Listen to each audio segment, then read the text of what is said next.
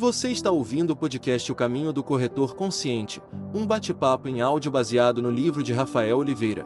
Respire fundo, ajuste o ritmo e caminhe conosco. Ouça agora o capítulo 2, Consciência, Propósito e Postura. O ritmo invisível que transforma corretores em referências.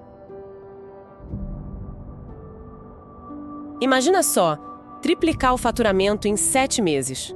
Sem atalho, sem um golpe de sorte, sabe? Sem viralizar. Nossa. Uma das fontes que a gente analisou hoje conta a história da Marcela, uma profissional que conseguiu exatamente isso.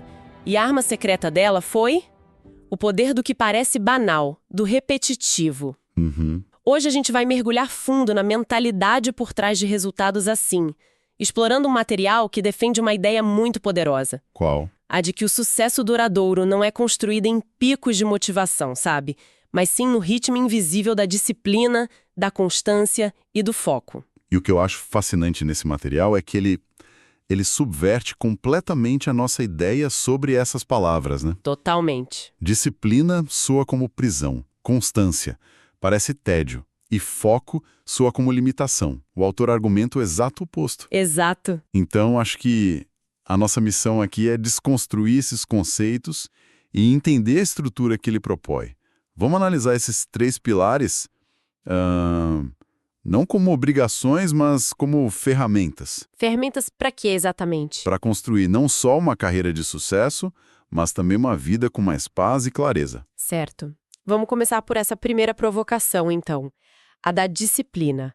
O autor lança uma frase de efeito logo de cara, né? Sim. Disciplina não é prisão, é liberdade com direção. Ele descreve a pessoa indisciplinada como alguém que vive meio à deriva. Refém, né? Isso, refém do próprio humor, da ansiedade e, o que eu achei mais impactante, da agenda dos outros. A disciplina seria tipo uma bússola interna? Mas o que me intriga nessa imagem da bússola é, para quem se sente perdido, essa bússola pode parecer, sei lá, totalmente descalibrada. O material dá alguma pista de como achar o norte quando tudo parece urgente? Essa é a questão central. O autor conecta a falta de disciplina não à falta de resultados, mas sim à falta de paz. Ele usa uma expressão que descreve muito bem essa sensação. Dias agitados, mas nunca produtivos. Exatamente, a pessoa corre em círculos. A calibragem da bússola, segundo o texto, não começa com um grande plano, mas com a decisão de retomar o controle da sua agenda. Mesmo que em pequena escala. Mesmo que em pequena escala. É escolher uma única coisa e fazer, em vez de reagir a 10 que aparecem. A paz não vem de ter menos a fazer, vem da clareza sobre o que fazer primeiro. Faz sentido. A indisciplina, no fundo, é uma forma de autossabotagem que rouba a nossa sensação de progresso. E essa ideia de progresso me leva direto para o segundo conceito, o de constância.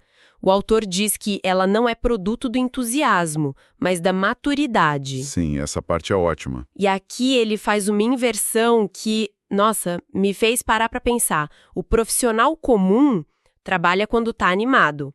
Já o profissional que ele chama de consciente... Trabalha para ficar animado. Exato. A ação gera o estado emocional, não o contrário. Isso é muito contraintuitivo. É fácil concordar com a ideia, mas como é que alguém dá o primeiro passo quando a energia está no zero? Acho que é aí que a maioria de nós desiste, né? Sim, é aí. E o autor chama isso de fé em movimento. Não é uma fé mística, claro, mas uma fé no processo.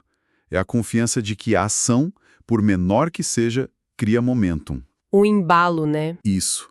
Ele foca muito nos detalhes invisíveis.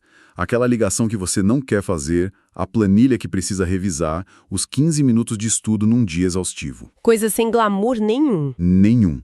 Mas psicologicamente o que acontece é que nosso cérebro busca coerência.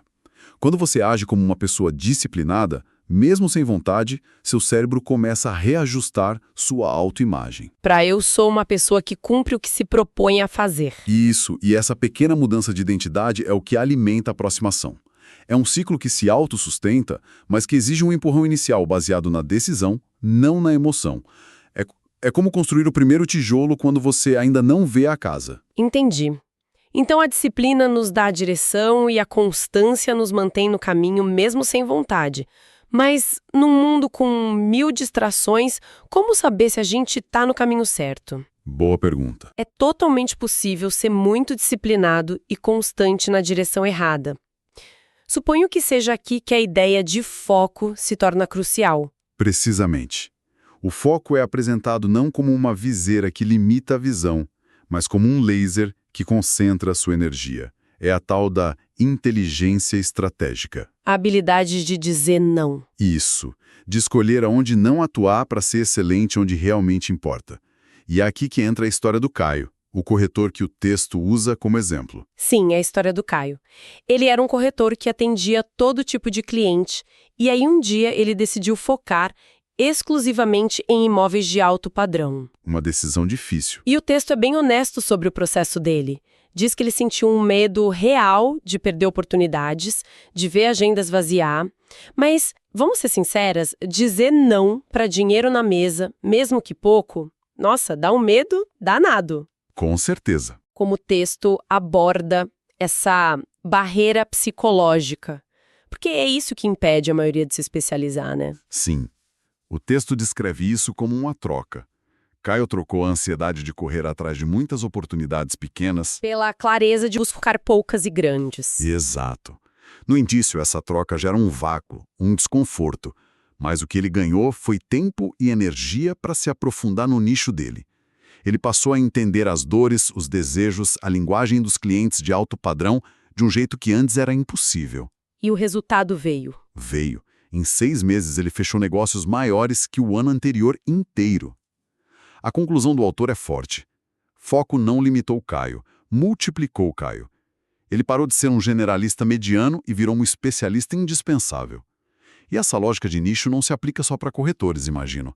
Um desenvolvedor que foca só numa linguagem, um designer que só atende um tipo de empresa, a lógica é a mesma, certo? É a mesma. É a aposta de que a profundidade gera mais valor que a amplitude. Exatamente. O exemplo do Caio é um arquétipo para qualquer profissional. E ele ilustra perfeitamente os 3 pilares da mentalidade consciente que o autor fala. Quais são? Primeiro, a clareza, sabia o que queria. Segundo, a repetição, ele praticou o foco todo dia, dizendo não. E terceiro, o propósito. Ele entendia o porquê daquela escolha. Clareza, repetição e propósito. Quando esses 3 se alinham, o processo fica mais leve e o resultado, como diz o texto, se torna consequência. Não é sorte, é design de carreira. Ok, a teoria é poderosa. Mas a parte que eu mais gosto é quando o material traz ferramentas práticas. Ele não fica só na filosofia. Sim, ele aterriza o conceito. A primeira ferramenta é o ciclo da evolução contínua. São 5 passos. Clareza, ação, feedback, ajuste e recomeço.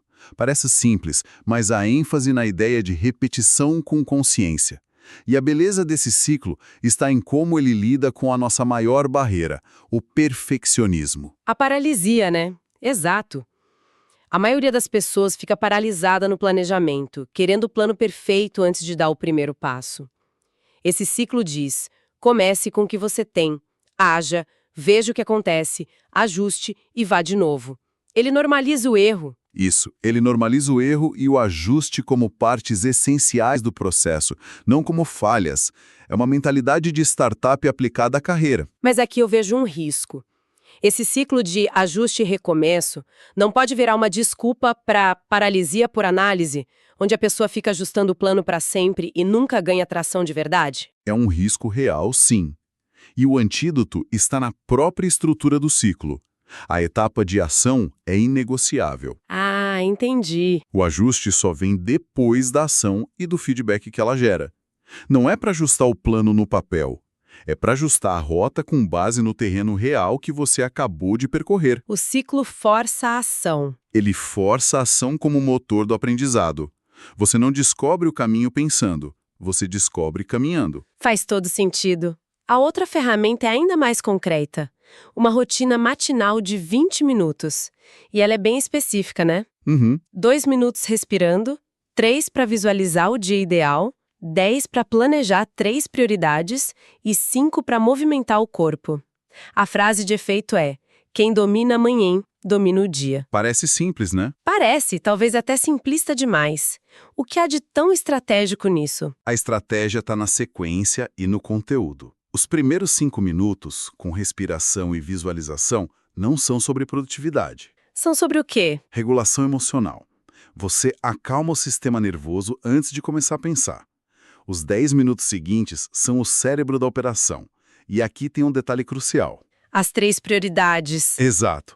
A sugestão de definir 3 prioridades muito específicas, uma para cada fase do negócio. Para o corretor, prospecção, relacionamento e fechamento. Isso garante um avanço balanceado. Impede que você foque numa área só e esqueça das outras. Exatamente.